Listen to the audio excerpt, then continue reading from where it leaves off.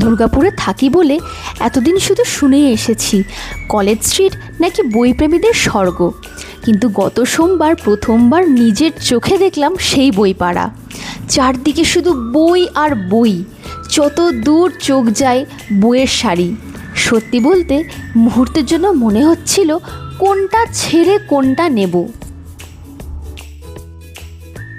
অনেক ঘোরাঘুরি আর কনফিউশনের পর পৌঁছে গেলাম দেশ পাবলিকেশনে।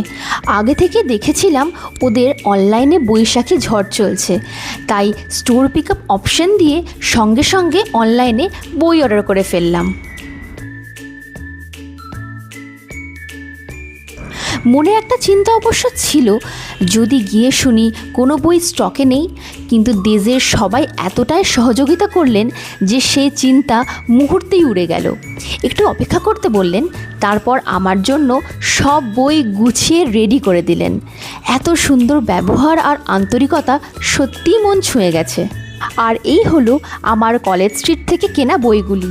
নরদেহ নিরুদ্দেশ অভিষেক চট্টোপাধ্যায়, জাহান্নামের কিস্সা কৌশিক দাস, ঈশ্বরপুরের প্রেম কথা দেবজ্যোতি ভট্টাচার্য, মৃত কৈটব সৌরভ চক্রবর্তী, পাতা ঝরার মরশুমে সরঞ্জিৎ চক্রবর্তী, ব্লু ফ্লাওয়ার 1 অভিক দত্ত। তোমাদের প্রথম কলেজ স্ট্রিট যাওয়ার অভিজ্ঞতা কেমন ছিল জানাতে ভুলো না।